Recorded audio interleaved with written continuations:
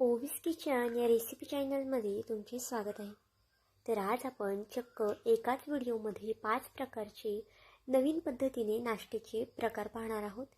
नेहमीचा पोहे उपमा वगैरे खाऊन सगळ्यांनाच कंटाळा येतो, तर नक्कीच या पद्धतीच्या तुम्ही रेसिपी करून बघा. पोहे उपमा विसराल इतके जास्त टेस्टी हा सर्व पदार्थ होतात. तर चला लगेचच रेसिपीकडे वळूयात. तर सुरुवातीला आपल्याला जी रेसिपी करायची आहे त्यासाठी इथे लागणार आहे ते म्हणजे 2 टोमॅटो आणि अगदी घरातल्या साहित्यांपासून ही रेसिपी तयार होणार आहे. तर बघा 2 टोमॅटो स्वच्छ अशी धुवून घेतलेले आहेत. ते मिक्सरच्या भांड्यात कट करून घेतलेले आहेत. त्यामध्ये थोडासा लसूण घातलेला आहे मी. 3 ते 4 हिरव्या मिरच्या घातलेल्या आहेत. तिखट इथे तुम्ही तुमच्या आवडीनुसार कमी जास्त करू शकता. त्यामध्ये अर्धा चमचा जिरं घातलेलं आहे. आता हे छान फाईन असं वाटून घेतलेलं आहे. वाटताना पाण्याचा वापर करायचा नाही. तर इथे पाहू शकता पाणी न टाकताच आपण याची छान फाईन अशी प्युरी करून घेतलेली आहे. अगदी जाडसर जर तुकडे राहिले असतील तर पुन्हा तुम्ही मिक्सरच्या भांड्यात ते वाटून घ्या. आता त्यामध्ये थोडीशी कोथिंबीर घातलेली आहे.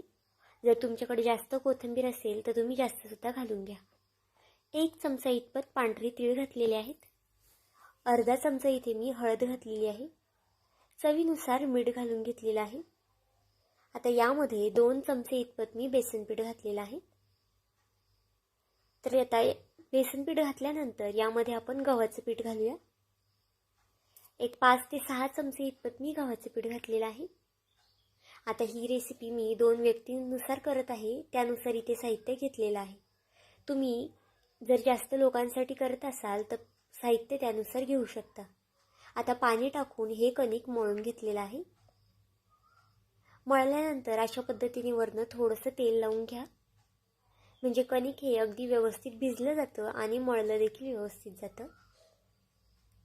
तर इथे पाहू शकता अगदी चपात्यांना आपण ज्या पद्धतीने कणिक मळतो त्याच पद्धतीने हे सुद्धा मळून घ्यायचं आहे.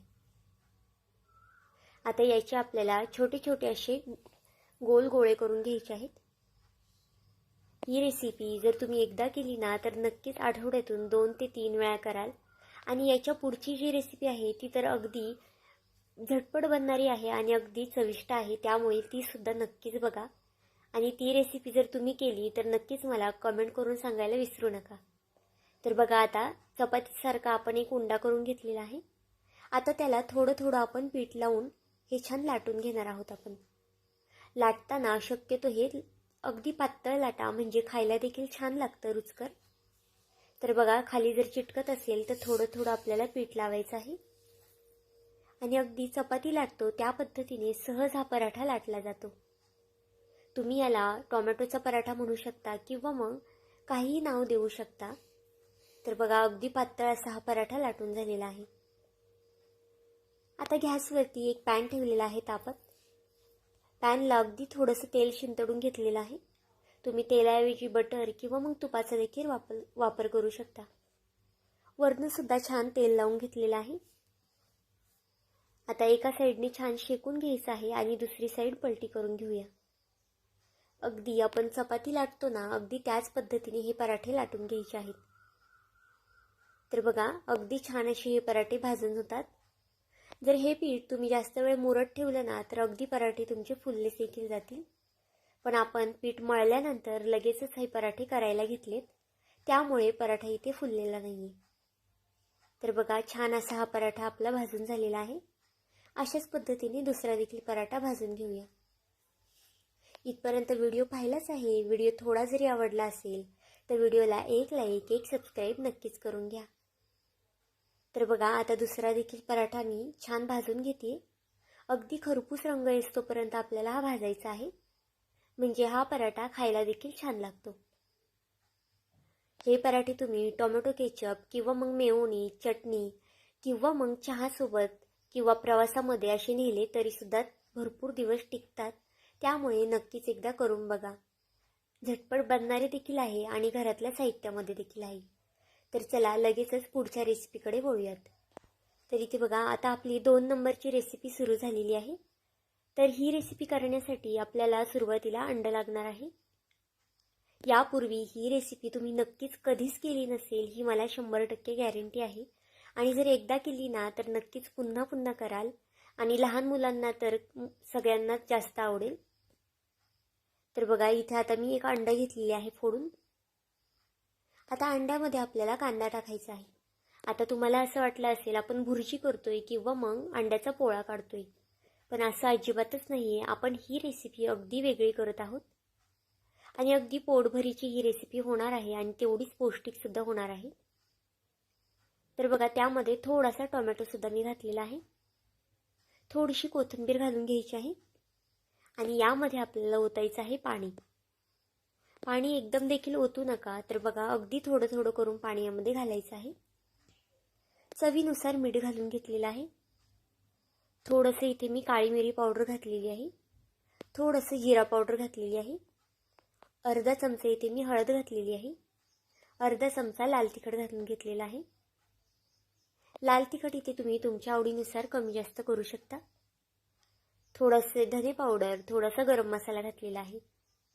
आता यामध्ये आपण 2 चमचे ते 3 चमचे इतपत गव्हाचं पीठ घालूया. तर बघा आपलं जे रेग्युलर गहूचं पीठ असतं घरात तेच वापरायचं आहे. एक अंड्यासाठी इथे 3 चमचे गव्हाचे पीठ बरोबर आहे आणि या एका अंड्यामध्ये तुमच्या 2 जणांचा नाश्ता अगदी पोटभरीचा होतो. तर बघा आता गव्हाचे पीठ घातल्यानंतर आपल्याला थोडं थोडं पाणी टाकून हे छान असं फेटून घ्यायचं आहे.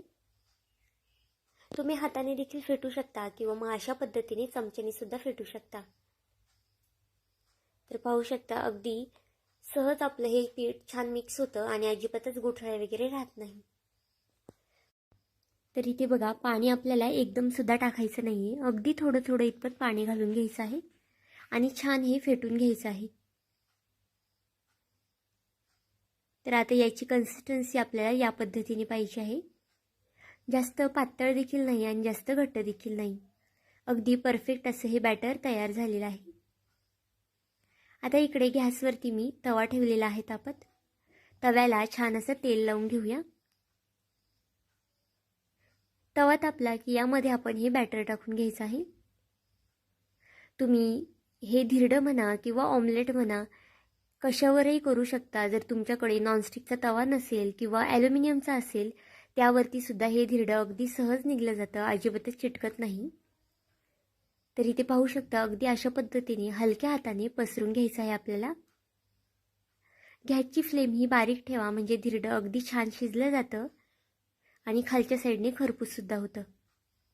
आता 1 ते 1.5 मिनिटासाठी मी फक्त इथे झाकून ठेवलेलं आहे.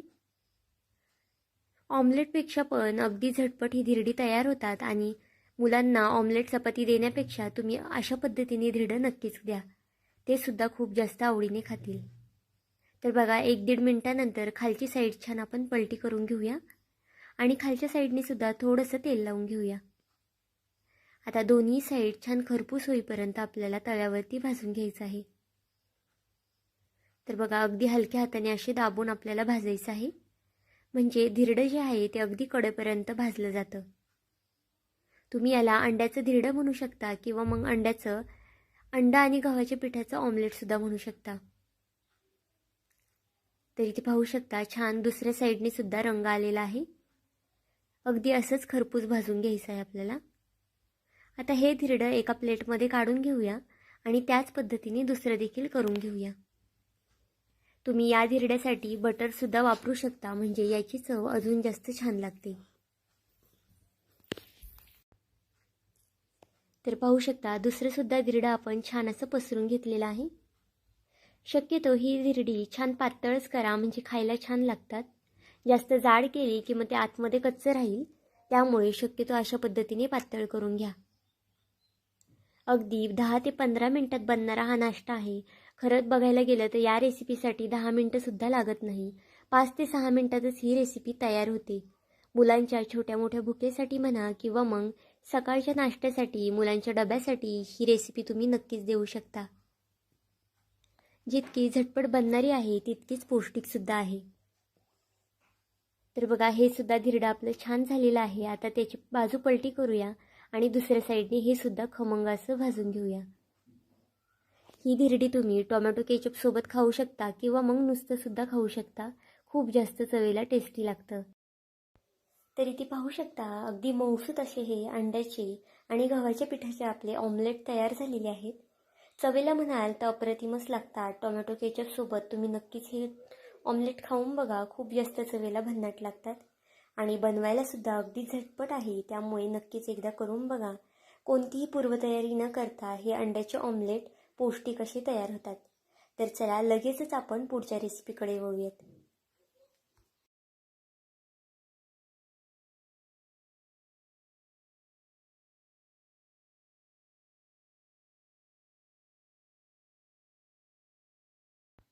तर आता ही रेसिपी करण्यासाठी सुद्धा अगदी तुमच्या घरात असलेल्या साहित्यापासूनच ही रेसिपी बनणार आहे.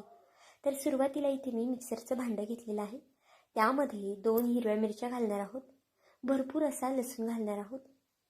ही रेसिपी तर सगळ्यांच्याच आवडीची आहे, कारण की यामध्ये एक मेन इन्ग्रेडियंट जाणार आहे. आता यामध्ये जिरं घातलेलं आहे आणि हे भरभरीत असं वाटून घेतलेलं आहे. तर पाहू शकता अगदी पेस्टसुद्धा केलेली नाही आहे, भरभरीत असं वाटून घेतलेलं आहे. आता इथे मी 1 बटाटा घेतलेला आहे उकडलेला. 1 बटाटा या रेसिपीसाठी पुरेसा आहे. तुम्ही जर मग जास्त लोकांसाठी करत असाल तर मग जास्त बटाटे नक्कीच घ्या.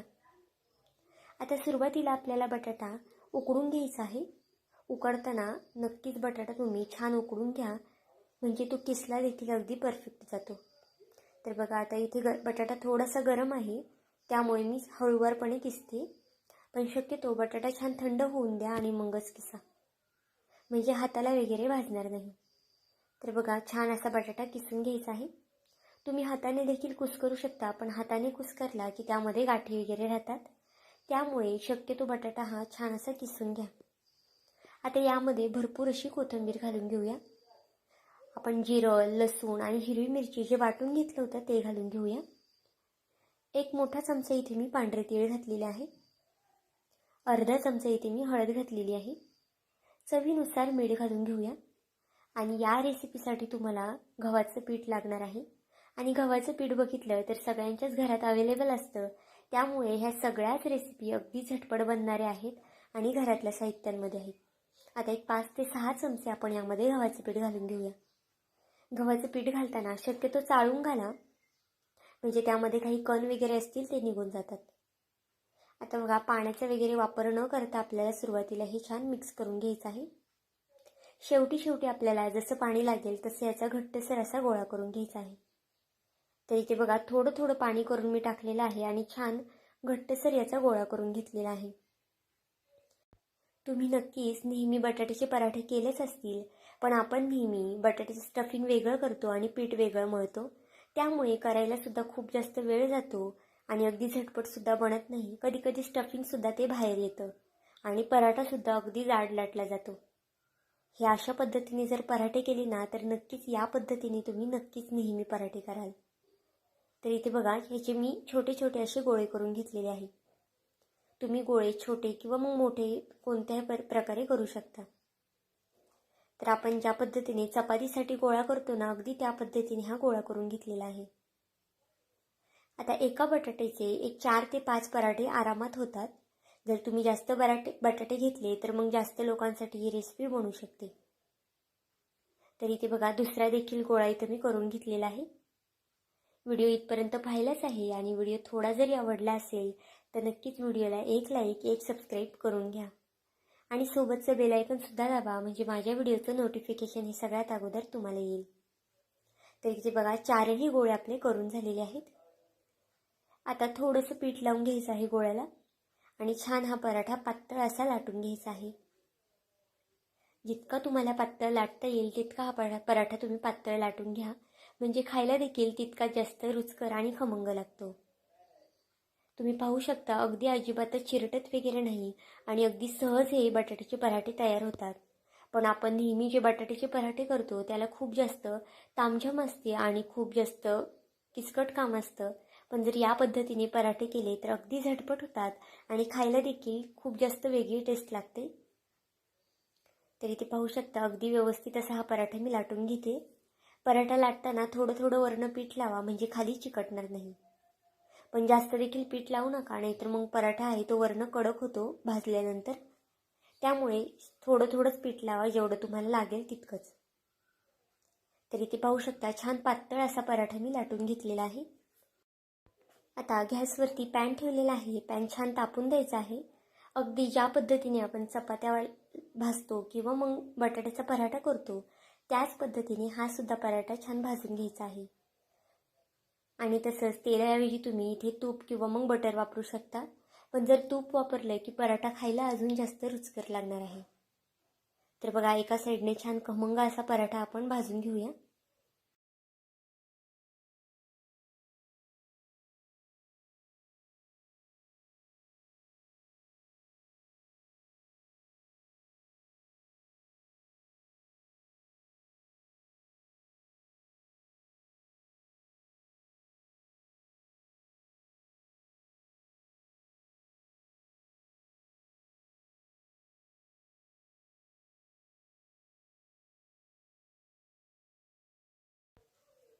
हे पराठे तुम्ही प्रवासामध्ये सुद्धा नेऊ शकतात आणि थंड झाले तर हे अगदी मऊसूत असे राहतात.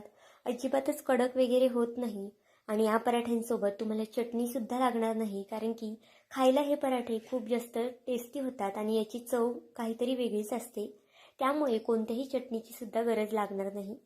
पण तुम्हाला जर आवडतच असेल तर तुम्ही टोमॅटो केचप किंवा मग शेंगदाण्याची चटणी किंवा मग चहाबरोबर हे पराठे एन्जॉय करू शकतात. तर इथे बघा दोन्ही साईडने छान तेल लावून पराठा आपला भाजून घ्यायचा आहे.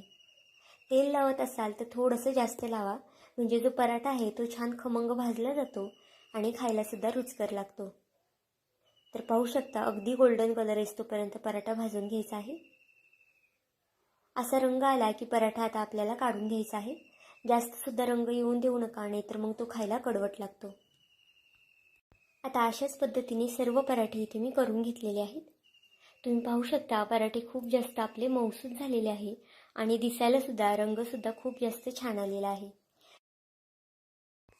तर ही सुद्धा रेसिपी तुम्हाला कशी वाटली मला हे कमेंट करून नक्कीच सांगा, कारण की मला खात्री आहे ही रेसिपी तुम्हाला आवडल्याशिवाय राहणार नाही आणि तुम्ही नक्कीच एकदा बनवून बघा.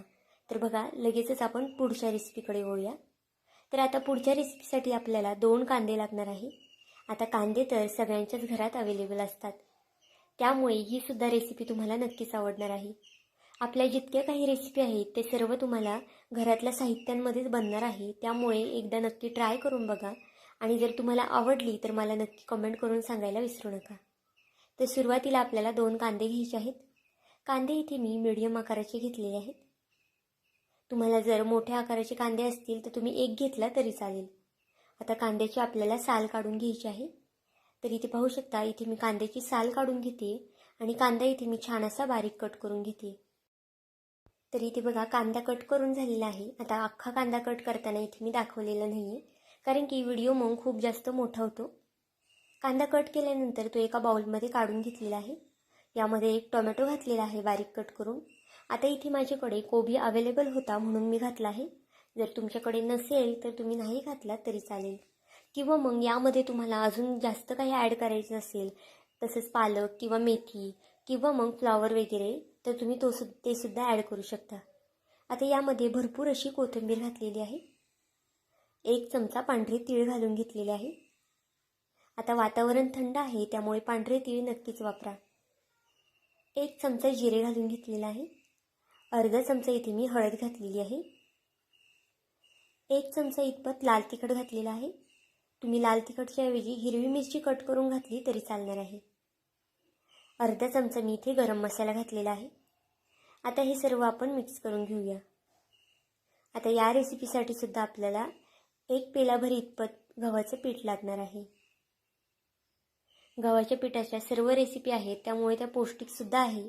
आणि जर तुम्हाला इथे गव्हाच्या पिठाच्या ऐवजी नाचणीचं पीठ वापरायचं असेल किंवा मग ज्वारीचं वापरायचं असेल तर ते सुद्धा इथे तुम्ही वापरू शकता. आता यामध्ये 1 चमचा इथे मी बेसन पीठ घातलेलं आहे, त्यामुळे आपली रेसिपी अजून जास्त खमंग होणार आहे. आता लागेल इतपत पाणी घालून घेऊया. पाणी एकदम सुद्धा घालायचं नाही आहे, थोडं थोडं करून पाणी घालायचं आहे आणि चमच्याने छान असं मिक्स करून घ्यायचं आहे.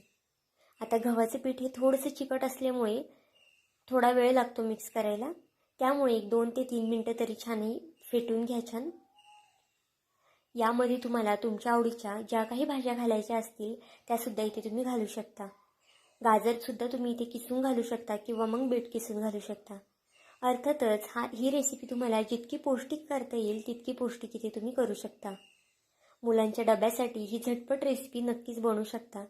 घाईच्या वेळेत सकाळचा झटपट डबा बनवायची घाई असते, त्यामुळे सुचतसुद्धा नाही नक्की काय करायचं. तर ही अगदी झटपट रेसिपी तुम्ही बनवू शकता. तर बघा, बॅटर छान आपलं मिक्स करून झालेलं आहे. आता यामध्ये चवीनुसार मीठ घालून घेऊया. मीठ घातल्यानंतर पुन्हा आपल्याला बॅटर छान ढवळून घ्यायचं आहे चमच्याने. बॅटरची कन्सिस्टन्सी इथे तुम्ही पाहू शकता, जास्त पातळ देखील नाही आणि जास्त घट्ट देखील नाही. आता बॅटर हलून झालेलं आहे. आता यामध्ये मी अगदी थोडासा सोडा घातलेला आहे, म्हणजेच इनो घातलेला आहे. इनो घालणं अगदी ऑप्शनल आहे. तुम्हाला जर आवडत असेल तर घाला किंवा मग स्किप केलं तरी चालेल.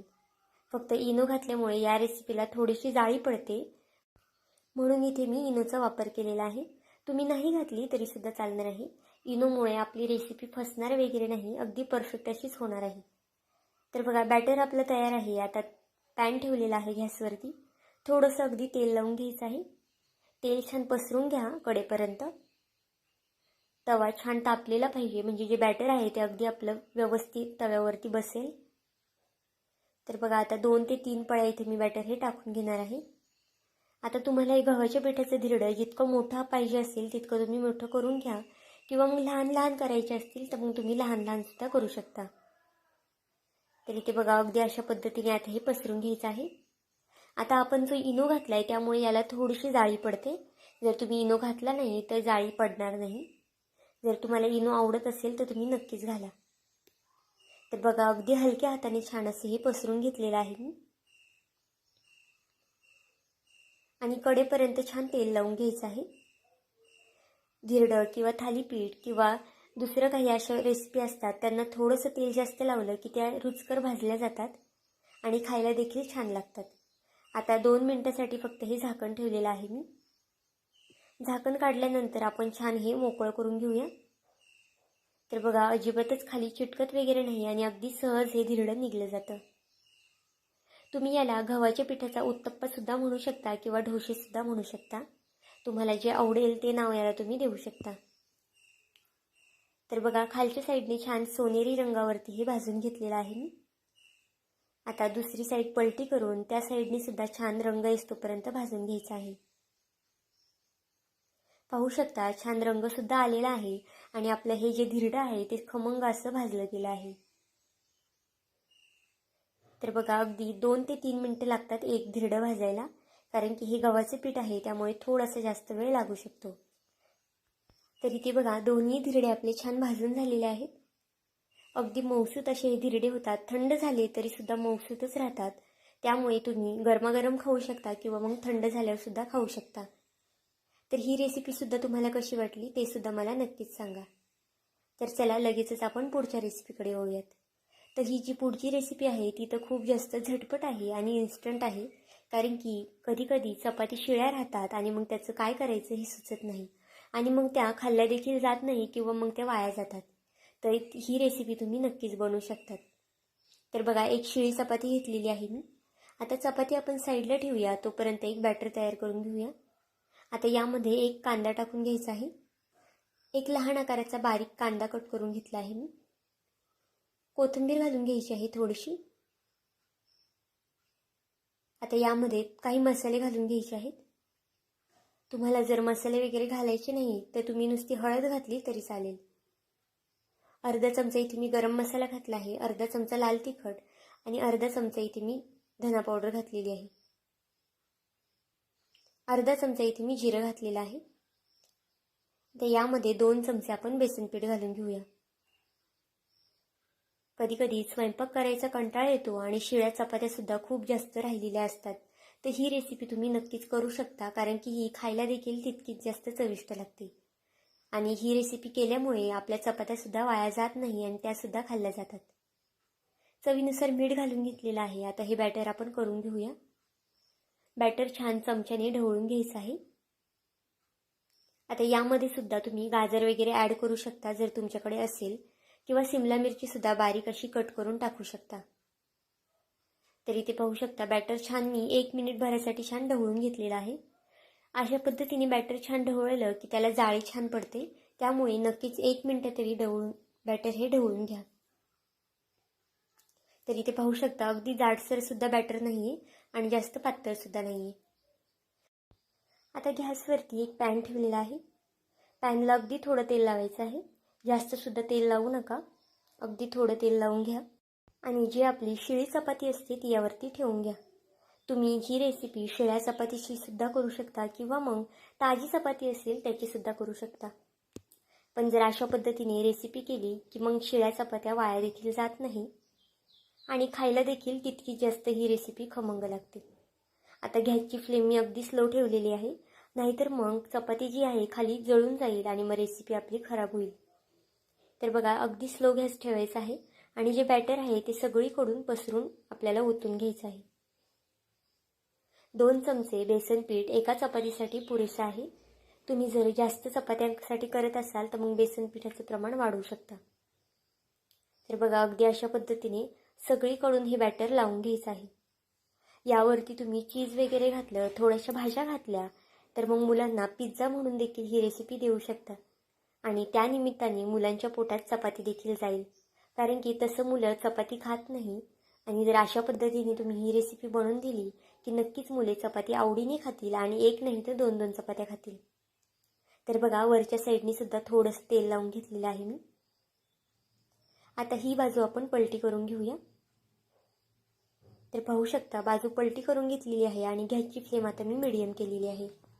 आता मीडियम गॅसवरती आपल्याला जो बेसनाचा खालचा पोळा आहे तो छान भाजून घ्यायचा आहे. कच्चा वगैरे ठेवू नका. 1 2 ते 3 मिनटं आरामात बेसनाचे जे धिरडं आहे ते खालून शेकून घ्या. तर इथे बघा मध्ये आधी मी मीडियम गॅस करत हे धिरडं छान भाजून घेतलेलं आहे. अगदी खरपूस असा रंग आलेला आहे. ही चपाती खालच्या साईडने शक्यतो थोडीशी कडक करा म्हणजे खायला देखील छान लागते. आता वरणे इथे मी टोमॅटो केचप लावणार आहे. तुम्ही ही चपाती अशी सुद्धा खाऊ शकता, पण जर अजून जास्त याला टेस्टी करायचं असेल किंवा मग मुलांना द्यायचं असेल तर तुम्ही अशा पद्धतीने वरच्या साईडने टोमॅटो केचप लावा, म्हणजे या रेसिपीची जी चव आहे ती अजून जास्त वाढते. तर बघा अगदी कडकपर्यंत इथे टोमॅटो केचप लावलेला आहे. तुमच्याकडे जर मेयोनीज वगैरे असेल तर ते सुद्धा इथे तुम्ही लावू शकता किंवा मग शेजवान चटणी सुद्धा वापरू शकता. अगदी कडपर्यंत लावायचं आहे म्हणजे मग ते खायला देखील व्यवस्थित लागतं. तर पाहू शकता छान असं हे लावून झालेलं आहे. आता यावरती मी इथे जी आपल्याकडे आलू भुजिया शेव भेटते ती घालून घेणार आहे. आलू भुजिया शेव तुम्ही नाही घातली आणि अशीच ही रेसिपी खाल्ली, हा पदार्थ खाल्ला तरी सुद्धा छान लागणार आहे. पण जर आलू भुजियाची जी शेव आहे त्यामुळे या पदार्थाला अजून जास्त अशी चटपटीत टेस्ट येते आणि खायला देखील छान लागते. तर बघा अगदी सगळीकडून ही शेव मी घालून घेतलेली आहे. आता तव्यावरून एका प्लेटमध्ये हे जे आपलं धिरडं म्हणू शकता किंवा मग याला तुम्ही तुमच्या आवडीने काहीही नाव देऊ शकता. तर पाहू शकता दिसायला देखील किती छान दिसते ही रेसिपी. अशी आपण शिळी चपाती शक्यतो खात नाही, पण एकदा या पद्धतीने केली तर नक्कीच मुले देखील आवडीने खातील. तर आजच्या ह्या 5ही रेसिपी तुम्हाला कशा वाटल्या मला हे कमेंट करून नक्की सांगा आणि जर चॅनलवरती नवीन असाल तर चॅनलला नक्कीच एक सबस्क्राईब करून घ्या.